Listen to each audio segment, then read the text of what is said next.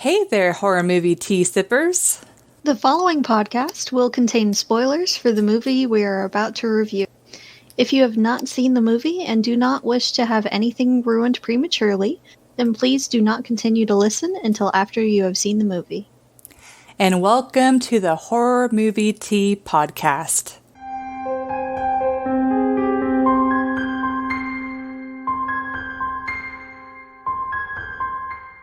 So today, guys, this is the first day of the Horror Movie Tea Shark Month. Yay! Welcome to the cruel summer. Yes, because we've decided that there's only so many. I mean, there's a lot of shark movies, but there's only so many shark movies that we can mentally handle watching.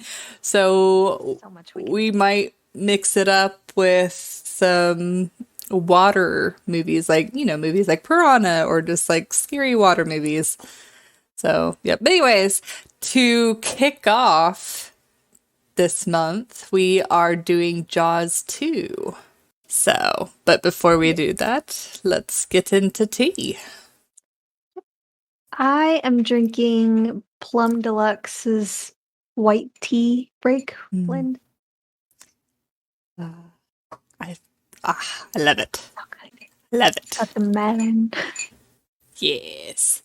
And then for me, this is one of those, I don't know if you'd go so far as to say like a mom and pop, but they only have one location that I know of, but it's called Armor Coffee, and I'm drinking their matcha green tea frap with coconut milk. That sounds delicious.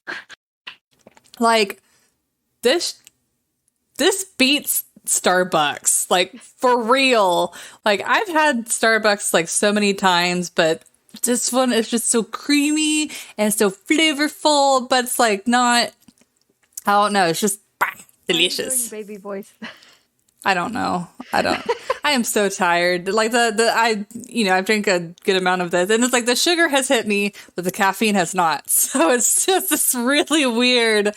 Yeah, we'll see what happens. This will be an interesting episode. This is fine. Totally fine. So Jaws 2. It's very similar to Jaws 1, where there's a shark that's attacking people, and Chief Brody this time is trying to convince people that there's a shark. But this movie, it's a lot less sophisticated in the storyline, where in the previous movie, it's just like this growth of doubt and then belief and then doubt again, because they're like, oh, we got the shark, right? But this one is like, no, there's no shark during the entire movie until at the very end when people start getting attacked and they're like, oh, there is a shark. But yeah, there's not a whole lot to this movie, so I don't think there's a lot more of the summary that needs to be expounded upon. Well, I guess I will say that the biggest part of this movie that it focuses on is both of Brody's kids go on boats with friends, and it's the friends that get stranded and are getting attacked by the shark. And the little brother. Yeah, that's why I said both of the kids. Because it's Mike and then Sean. Yes. Yeah. Yep. Mike gets hit at one point and taken away. That's why I specified that. Yeah. That's it right. Was the majority of the other friends and his little brother that are waiting for rescue. That's true. All right. So for entertainment, I know for the first Jaws, I gave it a 9. I love that movie. For this movie, it's hard not to watch it with the nostalgia goggles. Yeah. It really is. Because, I mean, we grew up with Jaws 2 as much as we did the first Jaws movie. So, but it is an inferior movie compared to the first one. So I give this one a 7, personally. I feel like it could have gotten higher if it was a bit more realistic, which, of course, we'll get into that later. But this one, it had been years since I had watched just this one without having like a marathon and watching them both. So I actually thought that some of the scenes in this movie were ones I had seen in the first movie, like him getting fired or just different attack scenes and everything. So I know they had a lot of calls to the first movie, but it feels like it kind of gets lost in in the first movie's shadow a bit too much. And I don't know, the biggest hit for the entertainment was from realism, just because of a lot of factors. But the characters, I'm glad they got a lot of the same characters. So you didn't have to rack your brain trying to figure out who these people are or anything. You remember who the vast majority of them are. You remember the deputy. Of course, there's Brody, Sheriff Brody. You remember the stupid mayor that should still not be mayor, and yet he is. How'd he get reelected? I have no idea. Unless if it's still, yeah, they don't really tell you the span of time, but you know it's somewhat close. I mean, it's been like probably 5 to 10 years. His oldest son Michael is now a teenager. That's right. Yeah, like, how would he still be mayor? Because I know it's a small island, and they probably have very few choices, especially people that want to be mayor of that place. But really, I think you couldn't find anyone else. Aren't there limits to mayor terms, just like presidents? Where it's... Oh man, we should look that up. Yeah. Okay. Anyways. Well, it's also in like early 80s, late 70s, early 80s. Yeah. So things could have changed by then too. So maybe. But he was still the mayor for no reason. There's still the wife. Still the same woman. So a lot of the same people are there. They couldn't get the shark marine biologist dude, unfortunately. And they did mention that he was like on an expedition and would be unavailable for at least a few days. He would be out of contact with any kind of communication. So I did appreciate that. But yeah, that they added that little fill there. Yes. You're not wondering what happened. Yes. And it made sense that the certain interactions made sense. Like Michael being all into girls. He's on an island. So he's like, I've met everyone. And this one friend of his is trying to set him up with her cousin, who's not an islander. And then him trying to impress her and being annoyed with the younger kid brother who just wants to be with him and hang out with him and his friends. Very accurate. Makes sense. And Brody wanting his oldest son, since he is in his late teens, to have some kind of, like, at least a summer job to get used to working and earning a living and things like that. Just to build some responsibility. So, things like that made sense. But most of it... But we'll get to that. Alyssa, your turn. Okay. So, I did see Jaws first, but Jaws 2, and I was a kid back when this happened. I don't know how, but I got a copy of Jaws 2, like actually bought a copy of Jaws 2, but I never got a copy of Jaws 1. So for me, whenever I wanted to watch a shark movie, it was always Jaws 2. And, you know, as an adult, comparing it to Jaws 1, I can definitely tell it's obviously a much inferior movie, but it still keeps a lot of the same elements. Like, I don't feel like it's so untrue to the original that it's like a terrible movie. It's just not as good. So for me, it's an 8.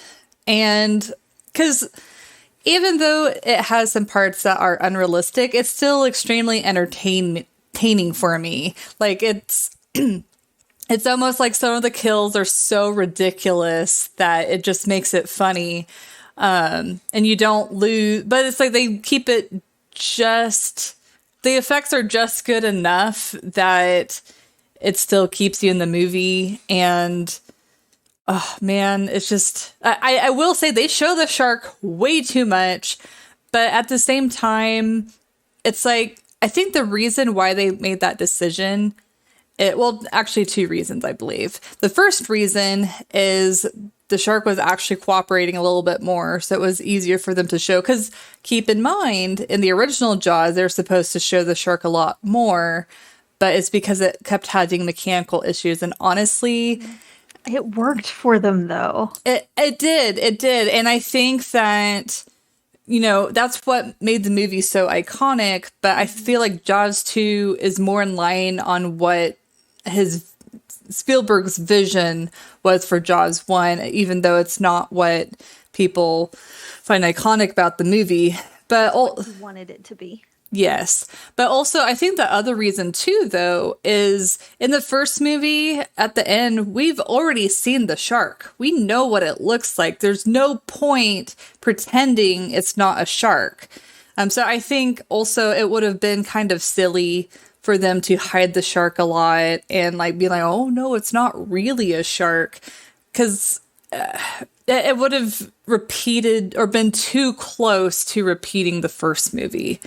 So it's like you always have to raise the stakes with sequels, and it's like it can be hit or miss. But I think they did a good job with raising the stakes because in the previous movie, there's the biologist, there's I forgot his name, the fisherman, and then there's Brody.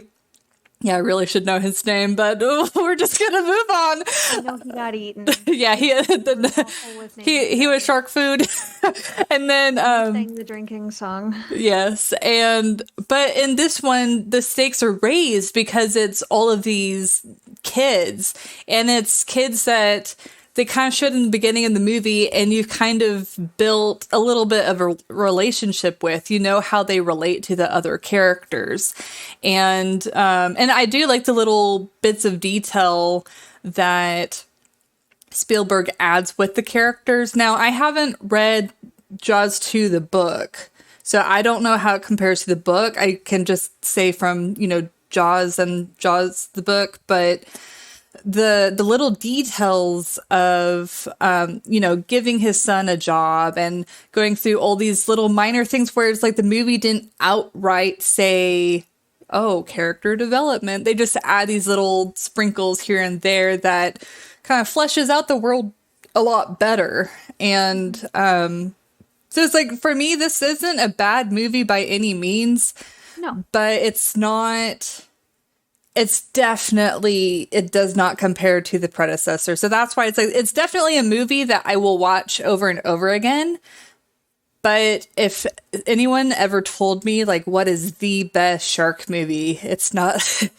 I mean, Jaws 2 will be up there, but Jaws is for sure. Yeah. Jaws is the king.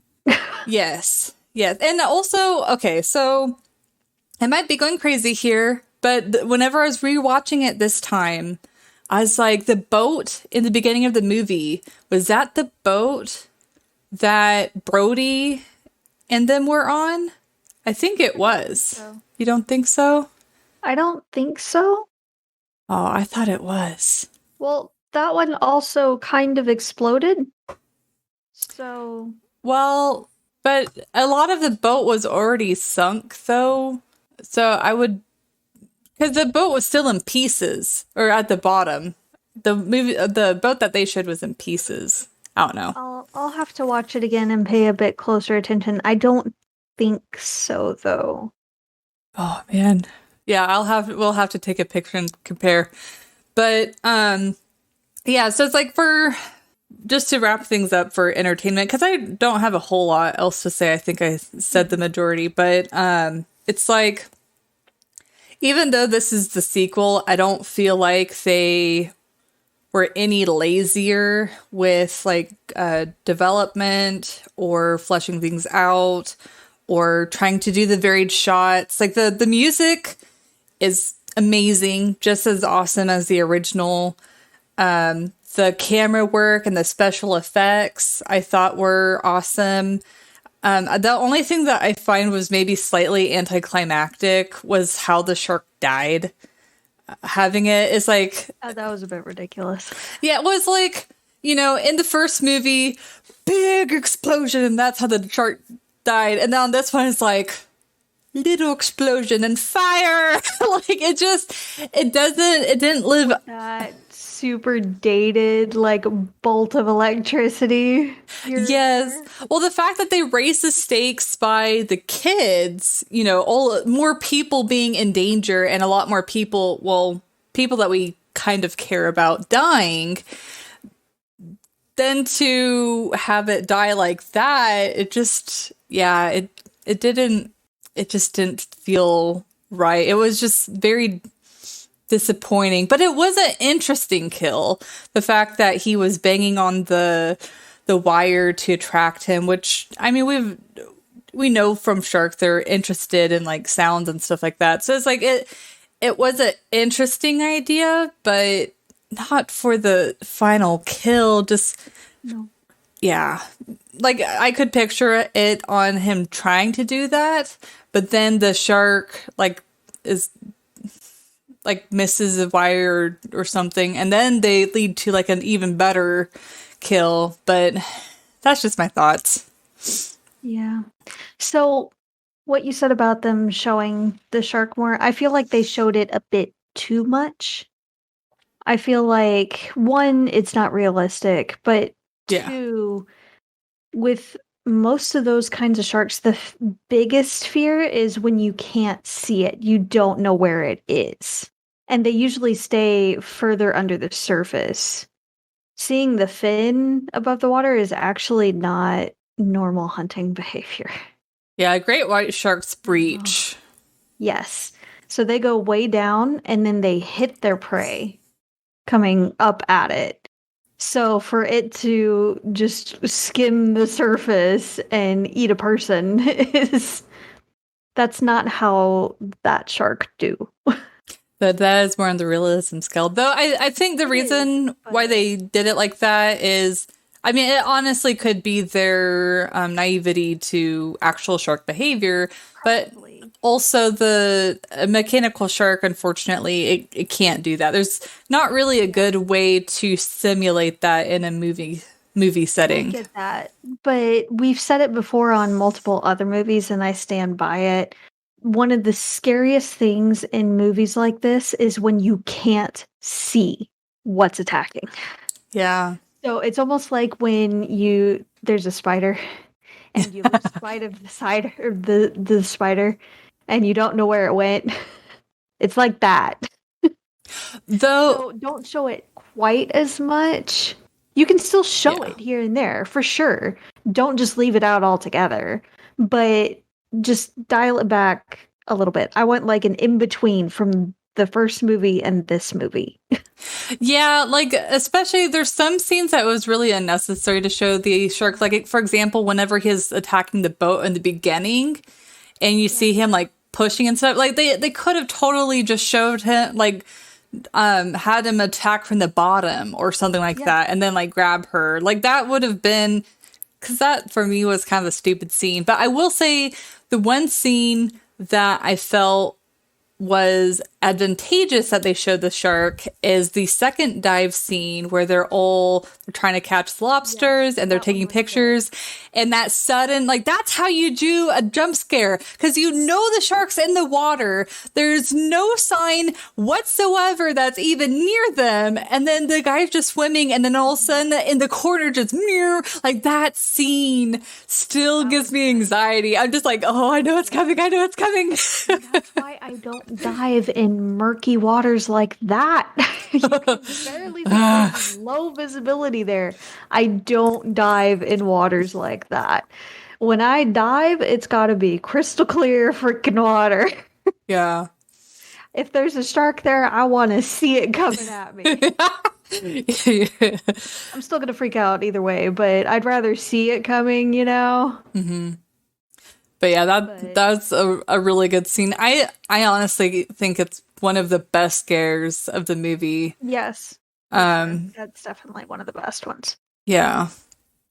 So, and then I also like the scene of the girlfriend and boyfriend, like Eddie and Tina, where you see him getting dragged up and he's clinging to the boat and he's like, like trying to like, you know, pull himself back up. And then he rips the part of the boat. Like, how traumatizing was that scene? Yeah. Like, it's like they have good scenes here and there, but it's because but I have to wonder in that particular scene especially, they had already established that he has no problem attacking boats, and he had pushed that boat out of the way, which is again out of character for a shark. But he pushed the boat away so that what's his face would have a much further distance swim, so he could eat him at the last minute when he thinks he's going to be free. But Very vindictive of the shark. Then he doesn't keep attacking the boat when he knows there's another person on it. Yeah. After he wrecked the crap out of the other boat with the water skier. Yeah. Why not that one? Yeah, all right, Jason. Yeah.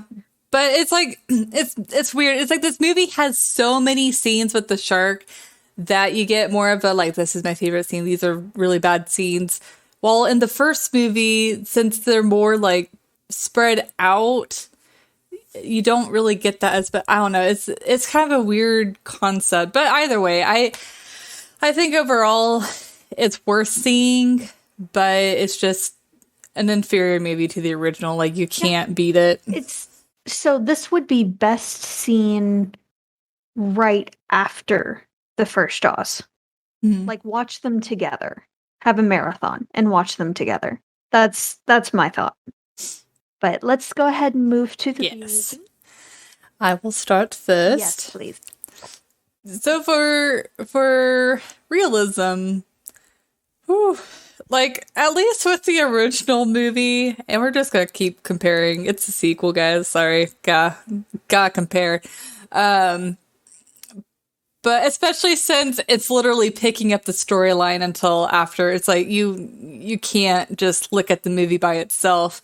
Oh, before I get, did they ever explain why there was a shark attack? They never explained. Yeah, okay, that was my biggest what the.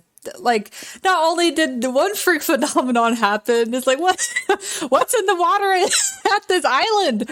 But yeah, the first one was a 1 in a million chance that kind of shark would be in that area. Yeah. For it to happen twice? Yeah. Really? Yeah. But anyways, so with the craziness with the water skier and then it directly attacking the boat, it's I did look it up and there is documentation of specifically great white sharks attacking boats. However, it's pretty rare and it tends to be smaller boats. And so my thinking is that it's, if the boat is a similar size and shape to an orca or some other animal that it might attack.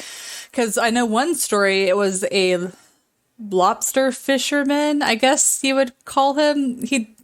He catches lobsters, and he was it was him and this one other guy, and they were at sea for about 7 days, and there's a great white that was actually stalking their boat for several days, but the shark ended up attacking the boat flipped over, the one guy drowned, but then the second guy, the shark completely left that guy alone, and the guy ended up being rescued several hours later. So it's the fact that the shark knocked over the boat, but then wasn't immediately nom noms, really does make me think that the shark was more interested in the boat and the shape of the boat rather than.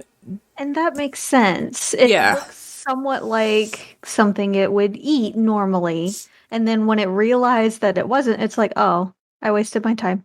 Yeah, and then swim away. Yes, it's in that regard, it is realistic, but then of course with the fact that it's oh, I know there's nom-noms on here.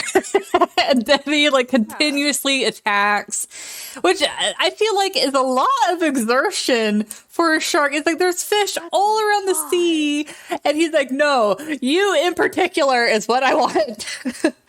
Well, and he already ate someone on a water ski. Yeah, how hungry is the shark?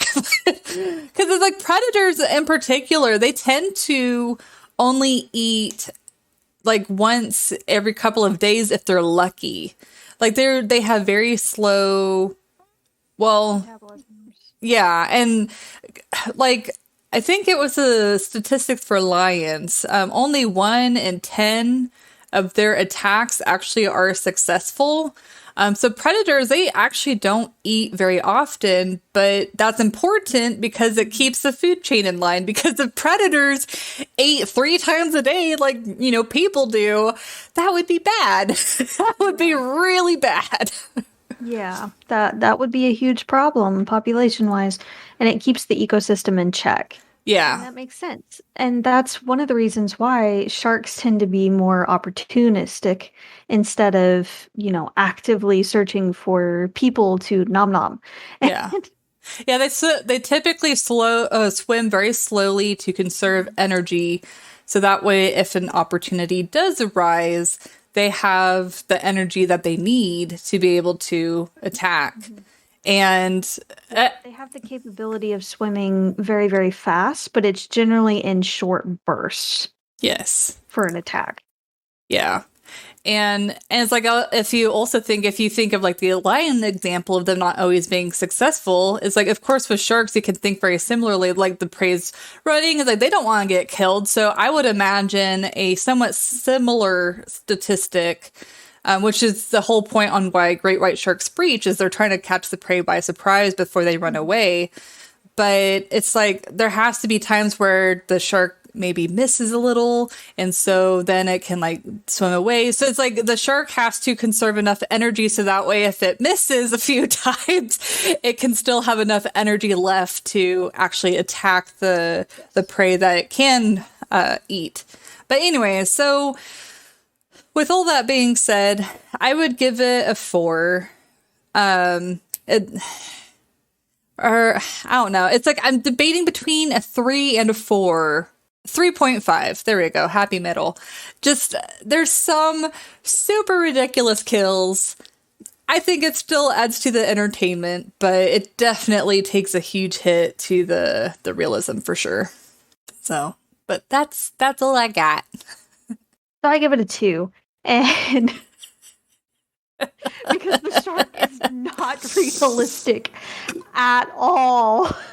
Yeah, it doesn't attack realistically, and yeah, we looked it up and we could not find any instances or any documentation, at least from what we searched for, of like someone on a water ski being attacked, especially while they were water skiing. We could understand if like she lost her grip on the tether and fell into the water and was like flailing around trying to get her bearings, or trying to swim back to the boat or something. yeah. But she was still attached.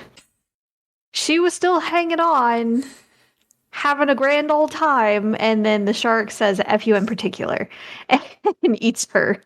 And we were talking before recording that would be a lot of energy for the shark to exert too, to be able to chase the jet ski or the water ski and then attack. Yeah, this just not worth it for the shark. It's not worth the energy or the effort.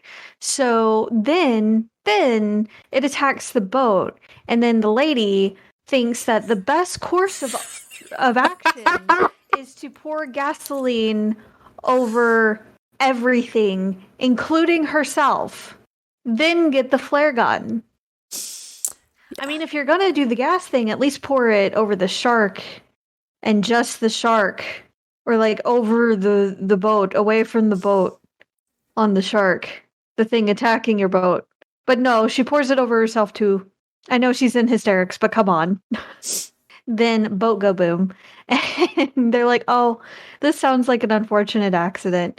And of course, Brody with his PTSD brain goes, shark, something happened to make the boat go boom. It is a shark. Which it's just by itself, it's really unrealistic. But that whole scene is just ridiculous. Weird. And yeah, I'd try to find something to have some kind of evidence as to what went wrong, if it was mechanical failure or some other kind of malfunction or what happened. But that seems like a big extreme jump. Shark. So, then so they're going through, and again, he has PTSD brain. So like he's seeing sharks everywhere, even when there's not sharks. I'm surprised he Poor hasn't guy. gotten help for this. Well, at that time, though, I feel like counseling or therapy was kind of looked down upon. Probably, but when he's shooting at a shoal of fish, there's a problem. Well, and then even rewatching that scene, you're like, that's not a shark. That's not how a shark moves. It's just Yeah. like sitting there. Yeah. But going back to the shark acted more like Michael Myers or Jason or just some kind of like serial killer, super campy 80s type killer where it just stalks this group of teens Yeah. for no reason, pushing the boats around and just kind of bumping one off here and there. We could have.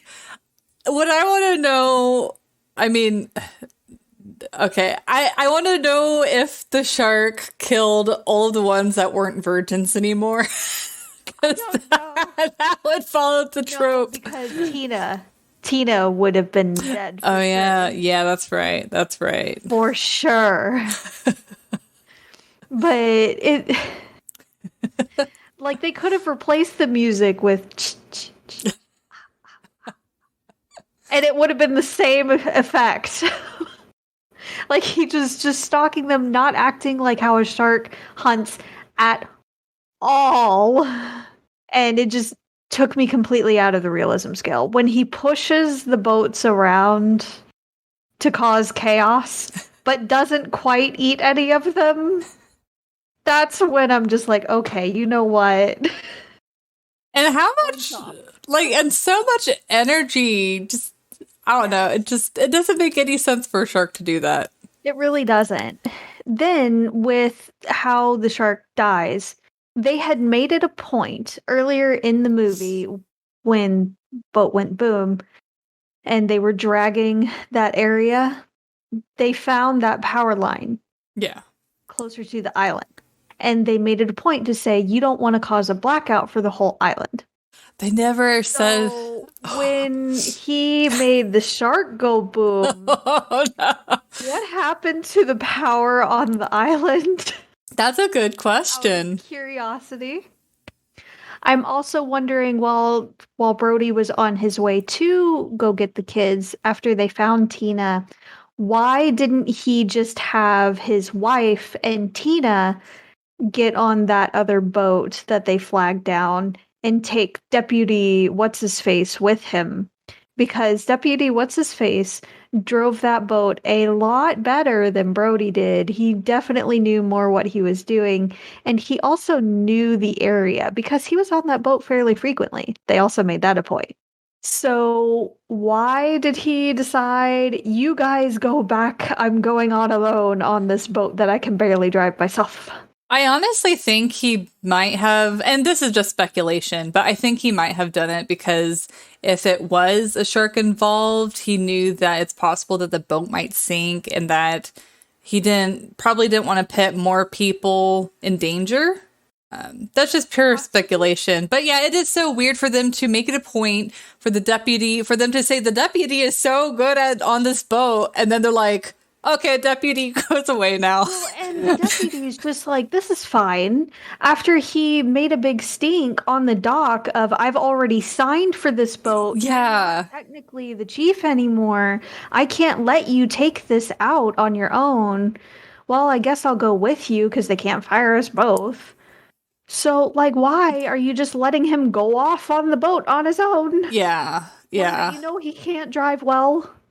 Or know where he's going. He was trying to tell him bearings and everything, and he's like, don't give me that, just point.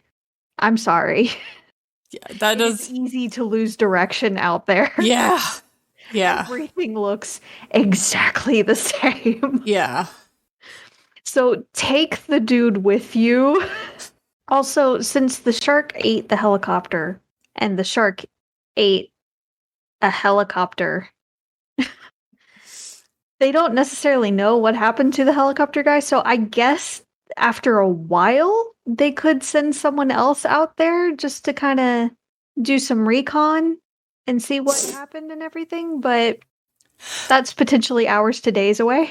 There is a deleted scene with the helicopter guy where it's like, you know, in the actual movie or the actual cut, I guess it's assumed that is drowned or whatever. But in the actual like deleted scenes, he's underwater trying to like get out, and then you see the shark come and actually get him. See, that would have been nice because I was kind of wondering what happened to helicopter dude as well. So yeah, it's a deleted scene, but they do explain what happens. That would have been nice in the original cut that we had watched, but all right. Yeah. So it's just, there's a lot of things that just don't really make sense and all. And now that, so at the very end, after he's killed the shark, yay, shark is dead. Their boats are either all disabled and stuck or run aground completely. Yeah. Yay, we're still stranded. Yeah, they never explain how they get out of there. Because I was watching the credits, because it's, you know, it's the one where it's the credits and you can still see what's going on. Yeah. Nothing ever happened. They're just standing on the island and then it fades away and you're like, what? Yeah. What happened? Oh. And the boat that they had flagged down to take Tina and the wife and Deputy What's-His-Face back to the island took them back to the island. And they're just staying there on the island, not trying to flag down another boat to go back out or anything. So they're just kind of waiting for Brody to come back. And they're all now stuck. Yeah. At Cable Junction. With a shark carcass, which I guess they have food. But hey, it's a delicacy in some areas. And you can't tell me that if you get hungry enough, you're not going to try use some shark meat. Well, I wonder how they would cook it, because there's just a bunch of rocks. Okay, that's fair. I mean, it's practically burned. Well, you know, food is food when you're out in the middle of the freaking ocean. I'm grabbing me a tooth, too. For a souvenir. Yeah, what else are you going to do? Yeah. You're stuck on a little tiny rock in the middle of the ocean. A rack. It's a rock. And I do have well, I'll let you finish up the realism scale, but I do have a question for you after everything's wrapped up. Go ahead.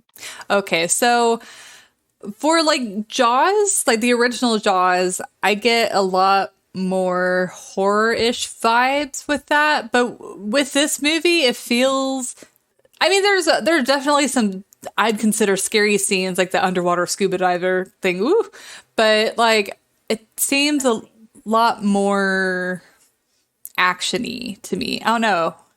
It kind of does. This is where Jaws especially starts taking a turning point from suspense horror thriller kind of movie into more gore action type movie. Yeah, like and Jaws there 3. wasn't even that much gore, to be fair. Yeah, there really wasn't. There wasn't near enough blood in the water as there should have been. Really, the worst was the scene where the body of the mother pops up, where her corpse is all burned up. Yeah. Like, that's the worst. That's the most that they show, really. Yeah, because in the original, not only do you see, like, the parts of the lady that gets killed in the beginning, but you also see the guy's head popped out of the boat that one time. Yeah. But, yeah, that's pretty much it. Besides that, and the scuba dive. Open that other shark that they had to check the stomach and everything. Yeah. So, yeah, there was a lot more in the first movie. This one was more, it was a little bit suspense, just because you don't know what's going to happen and which kid is going to be the next to be eaten and things like that. Yeah. But it wasn't quite the same level of, oh dear God, where is it? As the first one. But I think it goes to the detriment of them showing the shark a lot more. Like, probably. I definitely agree that, or I don't think that they should have gone back to the level of the first movie as far as not rarely ever showing the shark, but definitely should have toned down on how often they show the shark in this one. And that's what I was saying before, just that happy medium of in between, show it here and there, but not all the time. Yeah. So it hurt them a little bit in this movie for sure. They could have done a little bit better with it, but they also did try to make it more like the Jason movies or Halloween movies where it's just this group of teens being stalked by a killer. So, Yeah, that's and fair. I know a lot of people do have a fear of sharks in general, so they were probably trying to play more on that, Yeah. especially after the first Jaws movie. I feel like Yeah. not a whole lot of people had a big fear of sharks until they saw Jaws. Yeah. And then they were like, let's capitalize on it. Yeah, which has both been beneficial as well as detrimental to the saving of sharks. And it's like, it's a happy medium on you want to keep people interested in sharks, but you don't want them to absolutely fear them to where they think that they should die. Yeah. It's like, yes, we should not mess with sharks. We should be respectful. Yes. So, final plug on sharks. They are amazing creatures. They have evolved very little for thousands of years, and that's because there's not really much to improve on. They are an apex predator, and they're incredible to see. But because of a lot of books and movies, kind of like Jaws, they're fun and entertaining, and we love them.